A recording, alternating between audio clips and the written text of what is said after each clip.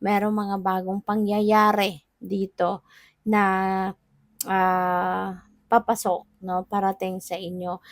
Opportunities will come in, at ang mga opportunities na to could be in various areas of life.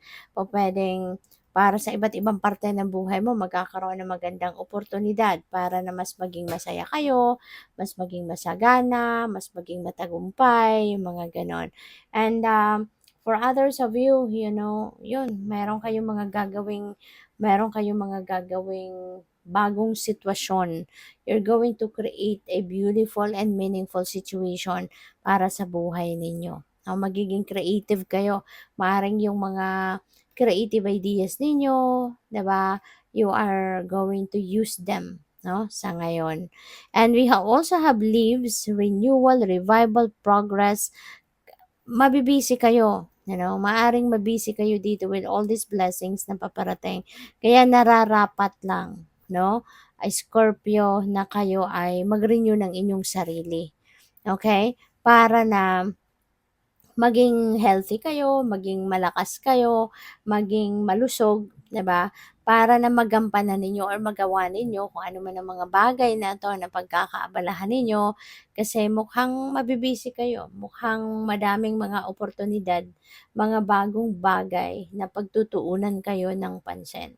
So, you really need to renew yourself, okay? Self-care ang kailangan ninyo para mapaghandaan ninyong mabuti ang mga parating, no, na mga pangyayaring ito sa buhay mo. Okay? Things are going to start to progress. All right? Magsisimula na umasenso kayo. Magsisimula ng umalagwa, no, yung buhay ninyo.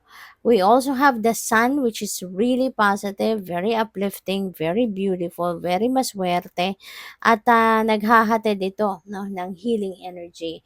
Kaya kung meron kayong mga sakit, ang iba sa inyo siguro mga nagpapagamot, or maybe, alam mo yun, nagsa-self, tawag dito, yung nag-aano kayo, yung kayo na yung gumagawa ng way para maibsan yung mga sakit-sakit ninyo sa pangangatawan, maaaring hinihilot ninyo yung sarili ninyo, minamasahe ninyo kunyari kung paa ang masakit, kayo na mismo yung gumagawa nito, yung mga ganyan, no? So, it feels like to me that you are also going to receive that healing energy coming from the universe, coming from the divine, 'di ba? Kaya feeling ko dito magi-improve na or makakaramdam na kayo ng pagsisimula ng pag-improve ng inyong